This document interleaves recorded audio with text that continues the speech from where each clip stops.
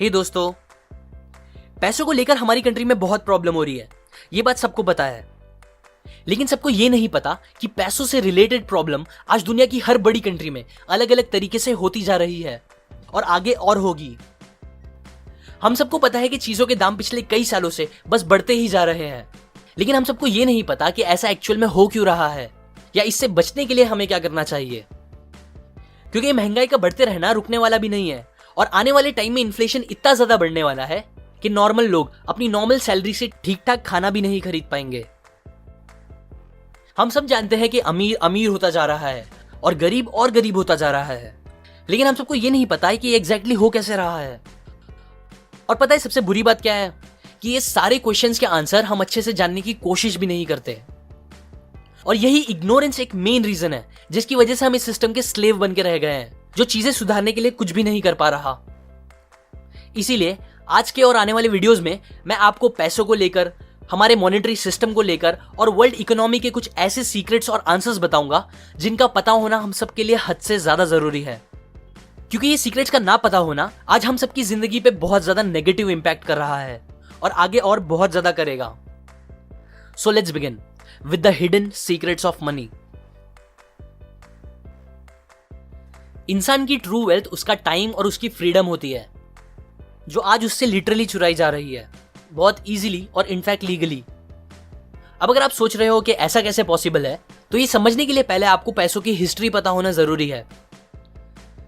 ज्यादातर लोगों को पता ही होगा कि पहले जमाने में इंसान लेन देन करने के लिए बार्टर सिस्टम का यूज करता था, जहां एक सामान खरीदने के लिए हमें कोई दूसरा सामान देना पड़ता था।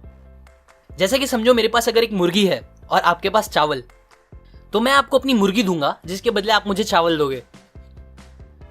यह सिस्टम ठीक था, पर इसमें बहुत कॉम्प्लिकेशंस और प्रॉब्लम हो जाती थी। फिर लोगों ने कुछ अलग सोचना स्टार्ट किया। उस टाइम भी सबको पता था कि सोना एक कीमती चीज होती है, इसीलिए फिर लोगों ने सोने और चांदी के पैसे बना के उनसे बिजनेस करना स्टार्ट कर दिया।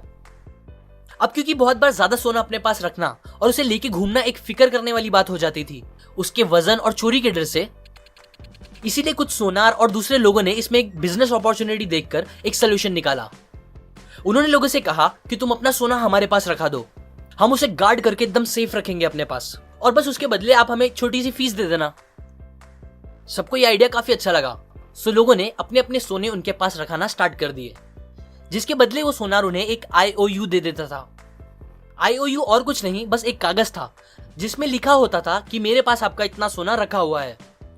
सिंपल वर्ड्स में आप उसे सोने की रसीद भी बोल सकते हो, जिसे दिखाकर वो लोग अपना सोना कभी भी वापस लेके जा सकते थे। इसी तरह ये सिस्टम एकदम अच्छे से चलने लगा। लेकिन फिर कुछ टाइम बाद सोनार लोगों को एक अजीब बात रियलाइज हुई कि ये सिस्टम बनाने के बाद अब ऑलमोस्ट कोई भी इंसान अपना सोना लेने वापस नहीं आ रहा था और सबने उन रसीद से ही बिजनेस करना स्टार्ट कर दिया था, क्योंकि सबको यकीन हो गया था कि रसीद है मतलब सोना भी होगा ही। अब ये चीज समझने के बाद सोनार लोगों को लालच आ गई और फिर उन्होंने गलत काम करना स्टार्ट कर दिया। क्योंकि अब उनके हाथ से बनी हुई रसीद ही पैसा बन गया था, इसीलिए वो लोगों ने नकली और ज्यादा रसीदें बनाना स्टार्ट कर दी। उनके पास तो सोना होता भी नहीं था, लेकिन फिर भी वो ज्यादा रसीदें बनाते जाते, जिसे वो दूसरे गरीब लोगों को उधार देकर, मतलब लोन पर देकर, उस पे इंटरेस्ट कमाने लगते। इसी तरह उन लोगों ने अपने मन के हिसाब से बहुत सारी रसीदें छापी और दूसरों की मेहनत, टाइम और फ्रीडम छीन कर उनसे खूब पैसे कमाए। ऐसे स्टार्ट हुई दुनिया की सबसे बड़ी चोरी। वो सोना संभाल के रखने की दुकान दुनिया की पहली बैंक थी और वो रसीद दुनिया की पहली करेंसी। आज हम सब ग्लोबली इतने बड़े फाइनेंशियल क्राइसिस में जी रहे हैं, उसका सबसे बड़ा रीजन ये है कि हमें करेंसी और मनी के बीच का डिफरेंस नहीं पता। बहुत से लोगों को लगता है कि करेंसी और मनी दोनों एक ही चीज है, लेकिन ऐसा है नहीं। करेंसी एक मीडियम ऑफ एक्सचेंज है जिसे आप कहीं भी लेके घूम सकते हो, जो जल्दी खराब नहीं होता, जिसके छुट्टे कराए जा सकते हैं और जो फंजिबल होता है। मतलब आपके जेब में जो 100 रुपए है वो मेरे जेब के 100 रुपए से एकदम सेम है और उनसे हम सेम चीजें खरीद सकते हैं। ये होती है करेंसी। मनी में भी ये सारी प्रॉपर्टी होती है, जैसे कि वो भी पोर्टेबल, ड्यूरेबल, डिविजिबल और फंजिबल होते हैं। लेकिन जो मेन डिफरेंस मनी को करेंसी से अलग करता है वो ये है कि मनी एक्चुअल में कुछ वैल्यू स्टोर रखता है अपने अंदर, जो सालों साल तक उसमें होती है, जिससे उसकी परचेसिंग पावर भी बनी रहती है। एग्जाम्पल, सालों पहले जो फिएट करेंसीज दुनिया में चलती थी आज उसकी कुछ वैल्यू नहीं होगी। लेकिन सोना और चांदी जो एक फॉर्म ऑफ मनी है, उसकी वैल्यू आज भी है, 100 साल पहले भी थी और 1000 साल पहले भी थी। जबकि फिएट करेंसीज बस कागज के टुकड़े होते हैं जिन्हें गवर्नमेंट्स और बैंक्स मिलके जितना चाहे उतना छापती रहती है, जिसकी वजह से उनकी वैल्यू आज तो है पर कुछ टाइम बाद नहीं होगी, जैसा कि हजारों सालों से चलता आ रहा है।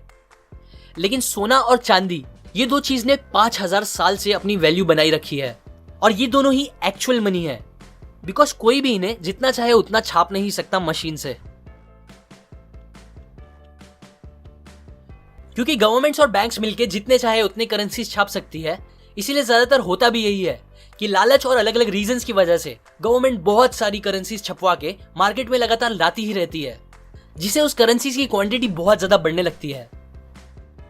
अभी अगर आपको लग रहा है कि क्या फर्क पड़ता है, ज्यादा करेंसी होना मतलब अच्छा ही है, ज्यादा नोट मतलब ज्यादा पैसे, तो आप गलत सोच रहे हो। क्योंकि महंगाई बढ़ते रहने का मेन रीजन और डेफिनेशन यही है कि करेंसीज की सप्लाई बढ़ते जाना। जितनी ज्यादा करेंसीज बढ़ेगी कंट्री में, उतना ज्यादा चीजें महंगी होती जाएगी। एग्जाम्पल, समझो एक पुल है, लेकिन ये नॉर्मल पानी का पुल नहीं है बल्कि करेंसीज का पुल है, और उसमें एक बड़ा सा स्पॉन्ज रखा हुआ है जो कि है चीजों के दाम। सो होता यह है कि जैसे जैसे करेंसीज बढ़ने लगती है, चीजों के दाम भी उसे सोख के खुद भी बढ़ते जाते हैं। फिएट करेंसीज का ये गेम बैंक्स के कॉन्फिडेंस और हमारे लैक ऑफ नॉलेज की वजह से चल रहा है। क्योंकि बैंक्स आपसे ये छुपाती नहीं है, बल्कि वो तो एकदम खुल्लम खुल्ला बताती है कि ये करेंसीज फिएट है, मतलब उनके पीछे कोई सोना नहीं रखा हुआ है। पर फिर भी हम इस बात को समझ नहीं पाते और उन रसीद को अपनी जान से ज्यादा वैल्यू देने लगते हैं, जबकि उसकी खुद की वैल्यू धीरे धीरे खत्म होती जा रही है और होती ही रहेगी इन्फ्लेशन की वजह से। सो टू कंक्लूड, अब हमें क्या करना चाहिए?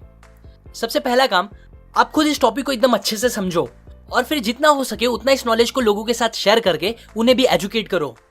क्योंकि कहा जाता है कि ये सीक्रेट्स जो मैंने आज आपको बताए और आगे आने वाली वीडियोस में बताऊंगा, ये सब बातें 10 लाख में से बस एक जन को अच्छे से पता चल पाती थी। इसीलिए ही हम इस सिस्टम के अभी भी स्लेव बने हुए हैं और कुछ भी नहीं कर पा रहे। लेकिन क्योंकि अब इंटरनेट और सोशल मीडिया का जमाना है, हम इन बातों को इजीली फैला के अपने खुद के, अपनी फैमिली और कंट्री के फ्यूचर को बेटर बना सकते हैं। सो इसीलिए जितना हो सके इस वीडियो को शेयर करो, क्योंकि जब तक सबको इस टॉपिक के बारे में अच्छे से पता ही नहीं चलेगा, तब तक हम इससे बचने के लिए कुछ कर भी नहीं पाएंगे। दूसरा, जॉब से ज्यादा बिजनेस करने का सोचो, अमीर बनो, अपने लिए नहीं तो दूसरों के लिए और कंट्री के लिए। क्योंकि बिजनेस करने से ही आपको इस सिस्टम से लड़ने के काफी लूपहोल्स मिलेंगे, ना कि जॉब करने से। तीसरा, थोड़ा इन्वेस्टमेंट गोल्ड और सिल्वर में रखो, क्योंकि वो ही रियल मनी है जो अपनी परचेसिंग पावर लंबे टाइम तक बनाए रख सकती है और जिसे गवर्नमेंट जब चाहे जितना चाहे प्रिंट या रातों रात बंद नहीं कर सकती। ये बातें मैंने आपको माइकल मलोनी की book guide to invest in gold and silver book से और उनके बनाए वीडियो से